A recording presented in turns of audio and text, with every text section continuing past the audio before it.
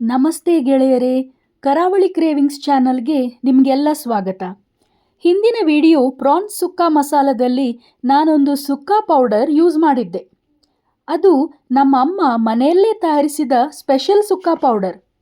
ಅದರಿಂದ ಚಿಕನ್ ಸುಕ್ಕ, ಪ್ರಾನ್ಸ್ ಸುಕ್ಕ, ಮರ್ವಾಯಿ ಸುಕ್ಕ, ಕ್ರ್ಯಾಬ್ ಸುಕ್ಕ, ಎಗ್ ಮಸಾಲ ಕೂಡ ಮಾಡ್ಬೋದು.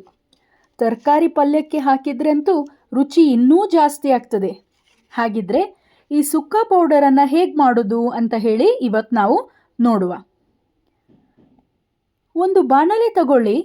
ಗ್ಯಾಸ್ ಹಚ್ಚಿ ಬಿಸಿ ಆದಮೇಲೆ ಸುಮಾರು 50 ಬ್ಯಾಡಗಿ ಮೆಣಸು ತಗೊಂಡು 1 ಚಮಚ ತೆಂಗಿನೆಣ್ಣೆಯನ್ನು ಹಾಕಿ ಚೆನ್ನಾಗಿ ರೋಸ್ಟ್ ಮಾಡಿಕೊಳ್ಬೇಕು.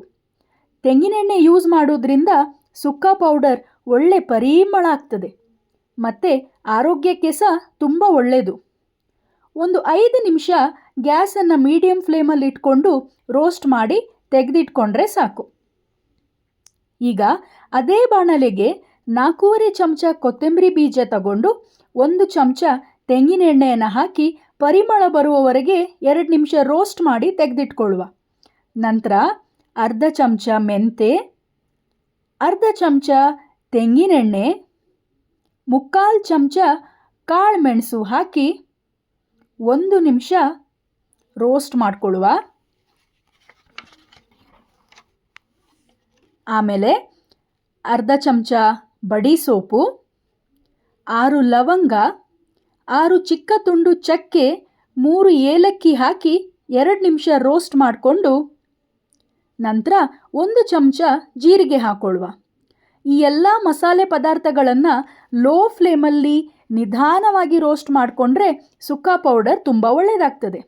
ಲಾಸ್ಟಿಗೆ 1 ಚಮಚ ಅರಿಶಿಣ ಪುಡಿ ಮಿಕ್ಸ್ ಮಾಡಿ ಗ್ಯಾಸನ್ನು ಆಫ್ ಮಾಡಿಕೊಳ್ಳುವ.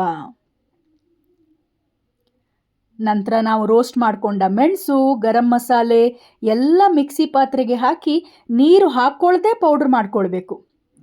ಈಗ ಒಂದು 15ರಿಂದ 20 ಬೆಳ್ಳುಳ್ಳಿ ಎಸಳುಗಳನ್ನು ಜಜ್ಜಿ ನಾವು ಮಿಕ್ಸಿ ಮಾಡಿದ ಪೌಡರ್ಗೆ ಹಾಕಿ ವಾಪಸ್ 3 ನಿಮಿಷ ರುಬ್ಬಿಕೊಂಡ್ರೆ ನಮ್ಮ ಸುಕ್ಕ ಪೌಡರ್ ರೆಡಿ ಆಗ್ತದೆ. ಇದೊಂದು ಮಲ್ಟಿಪರ್ಪಸ್ ಸುಕ್ಕ ಪೌಡರ್. ನೀವು ಕೂಡ ಟ್ರೈ ಮಾಡಿ ಹೇಗಾಯಿತು ಅಂತ ಕಮೆಂಟ್ಸಲ್ಲಿ ಹೇಳಿ.